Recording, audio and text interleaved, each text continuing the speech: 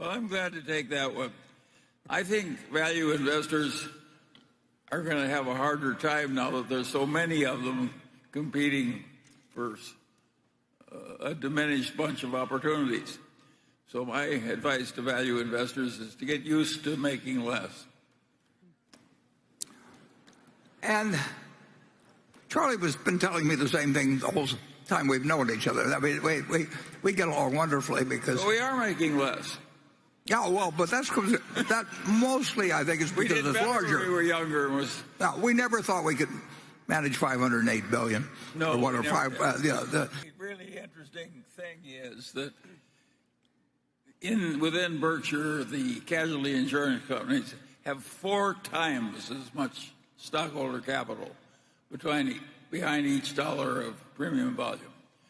4 times normal. And of course we see the big deals. Who would you trust if you had a big liability you wanted to dump on somebody? That's one you don't get to correct. No. Certainly in Charlie's had a lot of experience too. Well, at Berkshire we have a simple problem of estate planning. Just hold the goddamn stock. Well,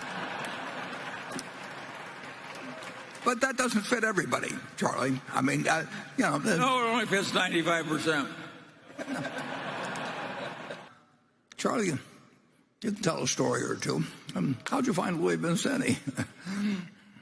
Well, he was there.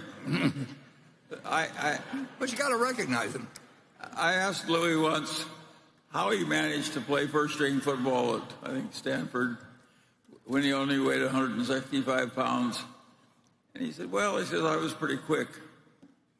And he was pretty quick. But we have found a lot of people within our companies who are pretty quick. Yeah, we had one guy that quit at 4th grade, in Ben Rosner. Am I wrong? Oh, yeah, totally self-educated. Ben Rosner knew more about retailing in difficult neighborhoods than anybody. And he watched everything in his business like a hawk. And he was amazing. Now, there was an example. We never found anybody who could do when Ben died, that ability left us. Billion of yen. Would have done for us if we only had $5 billion or something, and it made $10 billion simply in that way. Yeah, we would look like heroes. Now $10 billion just sort of disappears as a little dot in Berkshire's reports. But it's fun, and it is fun, and it is $10 billion. And Charlie says it keeps. And Charlie says it keeps me out of bars. I'd like to make one comment first, but Charlie will come up with... I think he's out of his mind. Yeah, I knew that was coming. Charlie, do you want to add anything to your earlier comment? Well, I think one of the inane things that's taught in modern university education is that a vast diversification is absolutely mandatory in investing in common stocks. That is an insane idea. It's not that easy to have a vast plethora of good opportunities that are easily identified. And if you've only got 3, I'd rather be in my best ideas instead of my worst. And now, some people can't tell their best ideas from their worst, and in the act of deciding that an investment already is good, they get to thinking it's better than it is. I think we make fewer mistakes like that than other people, and that is a blessing to us. We're not so smart, but we kind of know where the edge of our smartness is. That is a very important part of practical intelligence. And a lot of people who are geniuses on IQ tests think they're a lot smarter than they are, and what they are is dangerous. But if you know the edge of your own ability pretty well, you should ignore most of the notions of our experts about what I call diversification of portfolios. Well, there's been some tension in the economic relationship of the United States and China. I think that that tension has been wrongly created on both sides. I think we're equally guilty of being stupid. If there's one thing we should do, it's get along with China. And we should have a lot of free trade with China in our mutual interest. And I just can't imagine. It's just so obvious. There's so much safety and so much creativity that's possible. Think of what Apple has done by engaging in a partnership with China as a big supplier. It's been good for Apple and good for China. That's the kind of business we ought to be doing with China, and more of it. And everything that increases the tension between the two companies is stupid, stupid, stupid, and ought to be stopped on each side. And each side ought to respond to the other side's stupidity with reciprocal kindness. That's my view. Well, my view is that Warren ought to feel comfortable if he wants to. Yeah. Put that in the minutes. Yeah, one of the really interesting things about Benny Graham, he was a really gifted teacher, a very honorable profession. And that is what has lasted.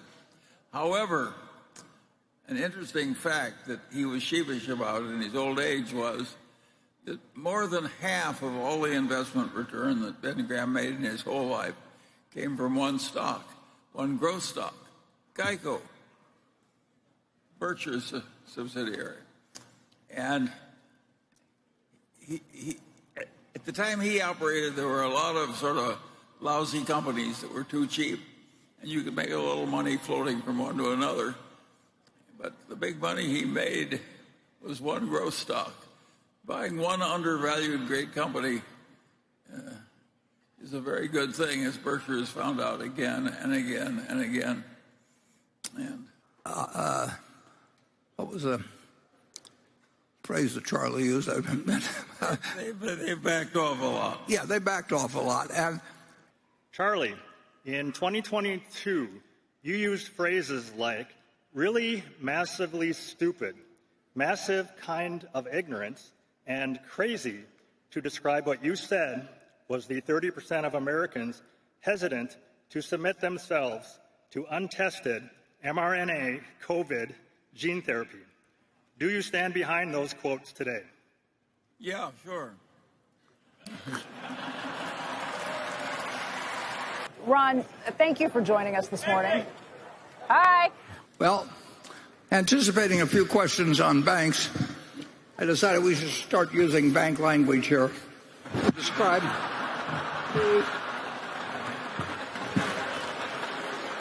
and Charlie.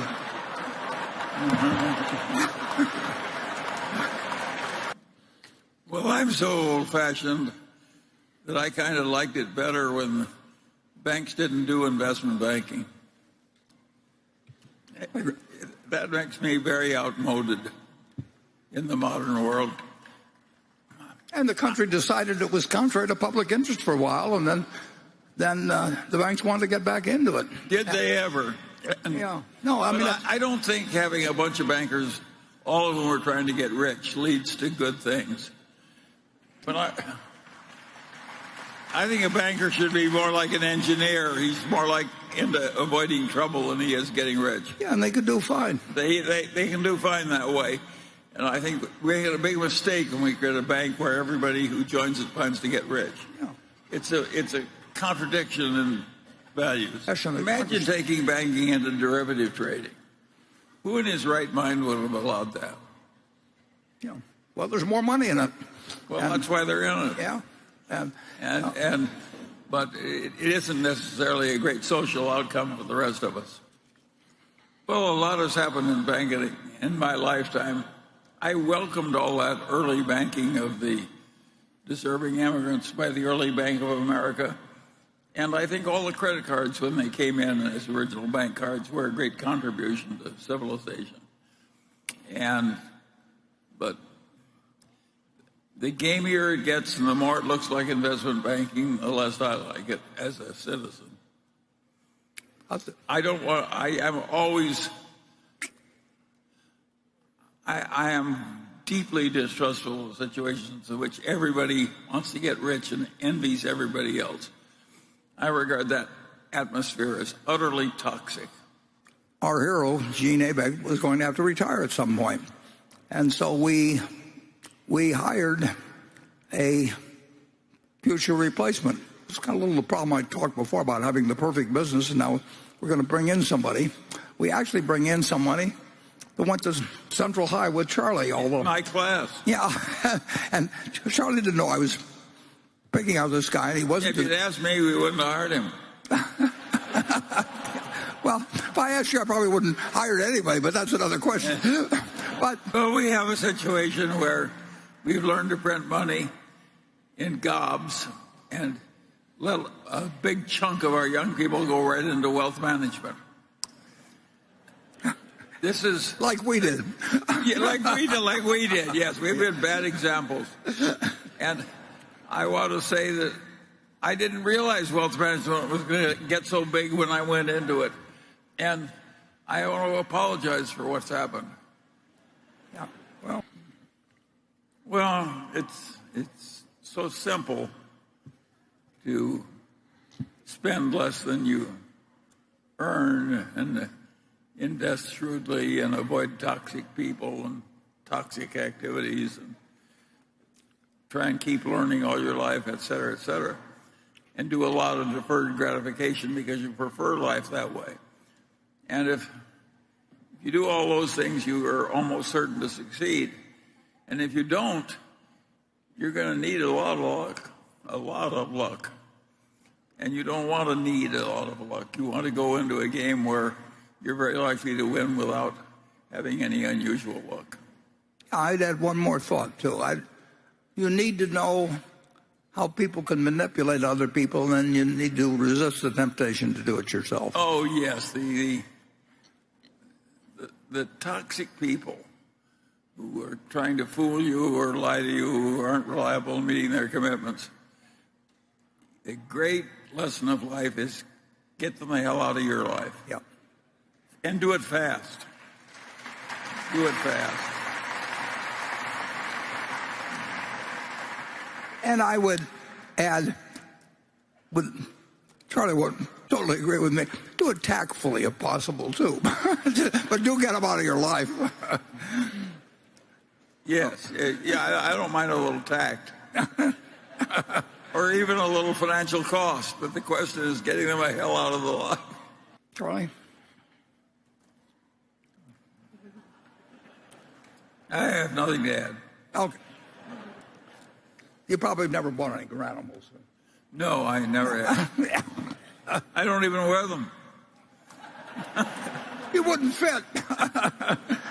Charlie's had a lot of experience, incidentally, with Hollywood. I mean, he used to, before I even met him.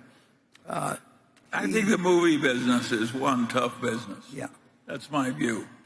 Hey, if you think the movies are tough, try to invest in a New York show on a conventional stage. There they think it's a breach of faith in that business to let the person put up the money ever get any money back. Yeah, well, Charlie saw a lot of that, actually. I don't like those businesses. Tell him what happened on Cleopatra, Charlie. It's a business that everybody's tempted to go. They love the idea of going in it, and they get a certain amount of psychic income. But I never owned any racehorses either. I'm not personally at all sure how bad the global warming is going to be. I don't think anybody knows for sure whether the seas are going to rise 2 inches or 20 feet. And so I think there's a lot of false claims here in a world where much is not known. I think also that even if we weren't worried about global warming, it would make sense to shift to renewables to conserve our hydrocarbons. There's certain things hydrocarbons can do that nothing else can do, and there are only so much of them there. why not be cautious in conserving them? There's a lot of nonsense in this field. Yeah. Yeah. If you like nonsense, this is the field for you. Oh. Well, we're in the field, so I know. When did you buy that royalty in near Bakersfield or wherever it is? But that was before I met you, right? Yes. No, it wasn't before. It was. Yes, it was. It was just before. You're right. Yeah. And that goddamn royalty is still paying me $70,000 a year. What'd you pay for the? $1,000. Yeah. We, in the United States, are lucky to have the ability to produce the kind of oil we've got from shale, but it is not a long-term source like you might think by watching movies about oil or something of the sort. Charlie, do you have anything? Yeah, it really dies fast, those shale wells. If you like quick death in your oil wells, we have them for you. Yeah, they drill a lot of new wells, and they're doing it at a profit, but it's a different kind of oil. It's just different. Yeah, and a lot of oil down there that nobody knows how to produce, and they've been working at it for like 50 years. But they worked at the existing shale production for about 50 years before they figured it out, and it was weirdly complicated when they finally were able to do it. There's only one type of sand that works. It goes laterally for 3 miles, 2 miles down. Yeah. How in the hell do you drill 2 or 3 miles laterally when you're already 2 or 3 miles under the earth? They've mastered a lot of very tricky technology to be able to get any oil out of these wells at all. Yeah. And we love the position with Occidental, and we love having Vicky run it. And there's a lot more oil down there if anybody can figure out another magic trick. That's all we need is another magic trick. Admitting you're buying coal would be like going out and seeking to acquire a cancer or something. You can't even borrow to expand a coal mine now. It's really, it got very unfashionable. Yeah. And there is no oil basin in the United States that compares to the Permian in terms of promise. Yeah, we were lucky. Well, we didn't know it was there until not that many years ago. It had sort of been used up, and they always knew the shale oil was there, but they thought it was going to stay unrecoverable forever. Well, yes, I think Elon Musk overestimates himself, but he is very talented, so he's overestimating somebody who doesn't need to overestimate to be very talented. He would not have achieved what he has in life if he hadn't tried for unreasonably extreme objectives. He likes taking on the impossible job and doing it. We're different. Warren and I are looking for the easy job that we can identify. Yeah. If we can do it playing tic-tac-toe, we'll do it, I mean... we have a wholly different way of going about it. The whole way. Yeah. But we don't want to compete with Elon in a lot of things. I mean, we don't want that much failure. Yeah.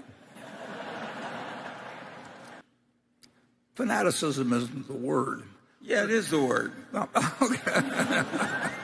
So, we're running Berkshire so that we'll do okay, and maybe we'll do a little bit better than okay. Charlie? Okay, maybe fine. Yeah, I don't think I have a lot of advice about how to succeed as a lawyer. I have a son-in-law who describes modern law practice in a big firm. He says, it's like a pie eating contest where if you win, you get to eat more pie.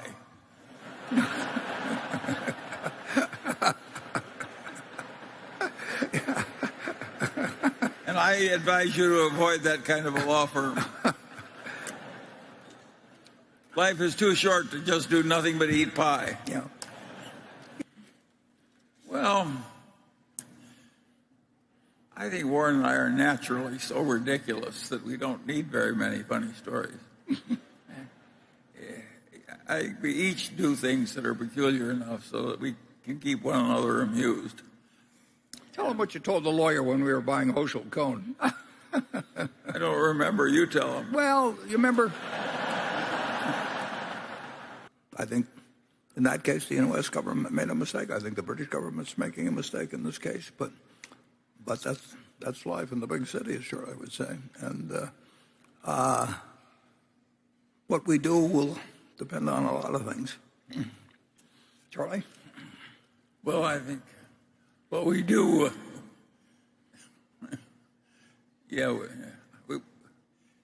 you kissed that one off beautifully. Well, NetJets has been remarkable. You can argue that it's worth as much as any airline now. Oh, it's so different. And Charlie, we had a hard time selling Charlie a NetJets membership, and then we figured the way to get him to buy a membership was to put a coach seat in the fuselage. and that really knocked him off. I mean, I think he's the only one we sold on the basis of. I used to come to the Berkshire annual meetings on coach from Los Angeles, and it was full of rich stockholders, and they would clap when I came into the coach section. I really liked that.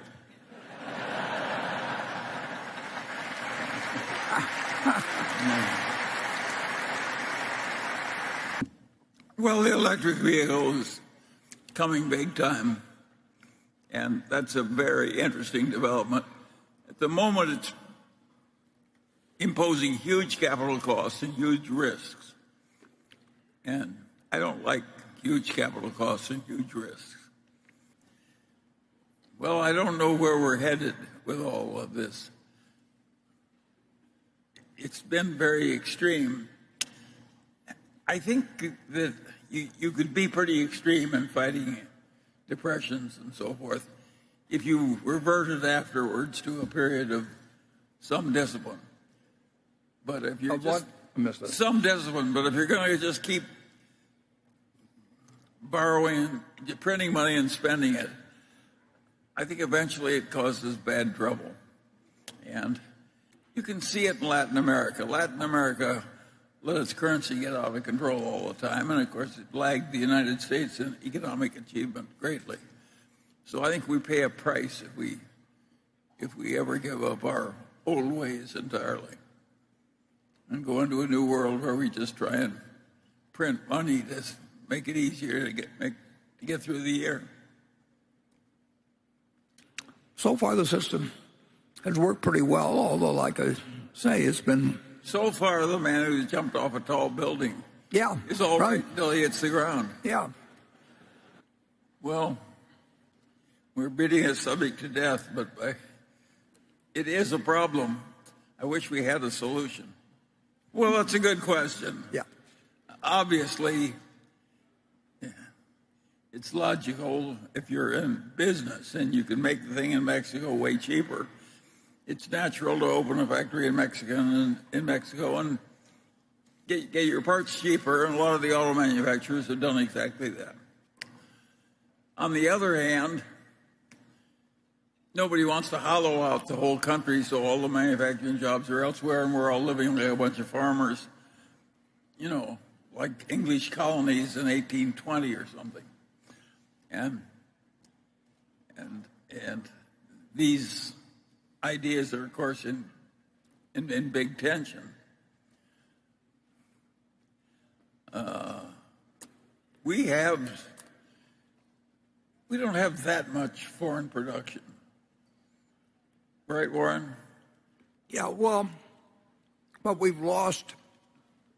Well, originally Berkshire-Hathaway is a textile manufacturer. It lost because the South became feasible versus the North, and of course then eventually the South got expensive compared to China. Sure, and really interesting thing about it is that Adam Smith was right that the free market capitalism automatically, with a lot of property in private hands and free trade and all that, automatically creates GDP per capita that grows and helps everybody, including the people at the bottom. Helps everybody a lot. But inherent in the process There's a lot of pain in that free market capitalism, for instance, to the Portuguese workers in a textile company in New Bedford. And nobody's ever figured out how to take all the pain out of it. We do have government safety nets to take some of the pain out. We make those safety nets a little bigger as time goes by. But apart from that, if you try and take all the pain out, you'll also take all the gains out of it. You won't have a growing GDP per capita. You'll have an economy like Russia's, which has been characterized as saying they pretend to pay us and we pretend to work.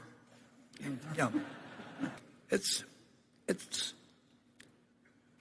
a work in progress.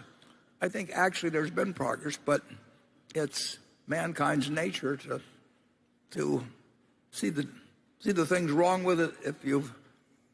It's even worse. It's man's nature to take the progress as a right, not something to be earned or strived for, but something that should automatically just flow in over the transom. And that attitude is poison. It doesn't do anybody any good. I don't know what the accountants were thinking when they made that change. It strikes me as bonkers. Yeah. Absolutely bonkers. I don't see how anybody who understands how businesses really operated and should be operated by owning managers would have made that accounting change. The accountants did it just because they had a wild moment. 25 years ago, I suggested to the audit profession that the audit committee ask auditors 4 questions. And the shareholders would know a lot more about the company if those questions were asked.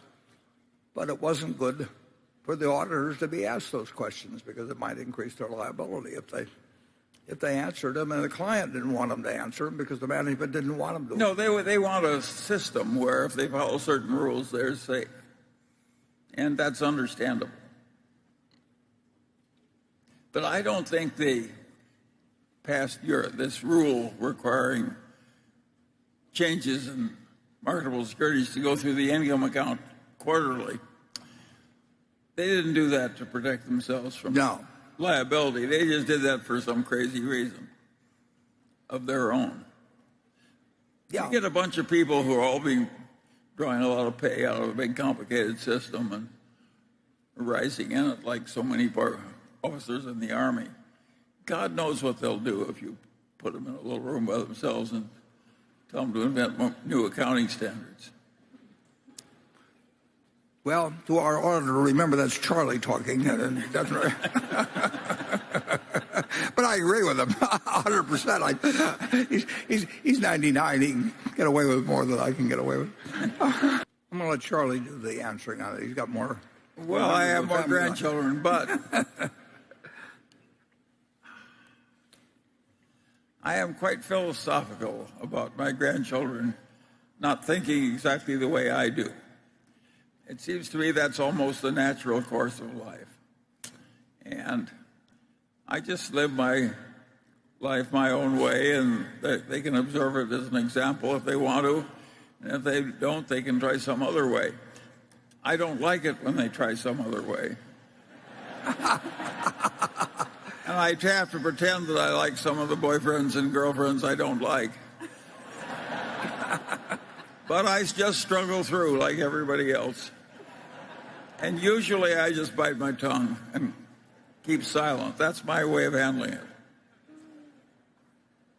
Well, I would say that I think that in my case, my 3 children have grown a lot smarter in the last 30 years, and I think I've grown smarter. Well, I know, but you needed a lot of help. That is for sure. No, I would totally acknowledge that. That's why I had the room to go. I mean, I had plenty of room for improvement, but we all had a lot to grow. I worked a year for U.S. Steel, which was in their fabrication department in Los Angeles, a big operation. The thing was utterly doomed, and 3 years later, it went back to greenfields. The whole thing was razed to the ground. I did not see it coming. Now, to be that ignorant and that, as I was at that age, it was a sin. And my professors, by and large, were even more ignorant than I was. Nobody had observed the basic economics of business in a scientific way at all when I was young.